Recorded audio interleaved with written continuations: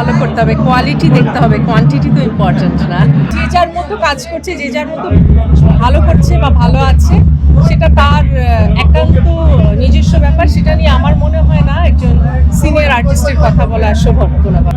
বর্তমান জেনারেশন না, ফুল জেনারেশনে এখন স্টেজ শো নির্ভর।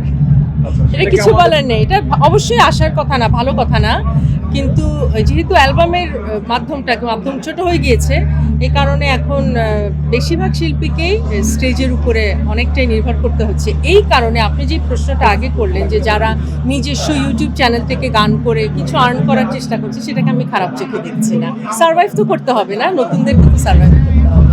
কারো পক্ষে সম্ভব, কারো পক্ষে সম্ভব না, পুরোটাই আমার মনে হয় ভাগ্যের উপর নির্ভর করে। আর ভাইরাল ওয়ার্ডটা আসলে ভালো না, কারণ হচ্ছে ভাইরাল হয় কি আজকে একটা ক্রেজ থাকে, পরে হয়তো ক্রেজটা থাকে না।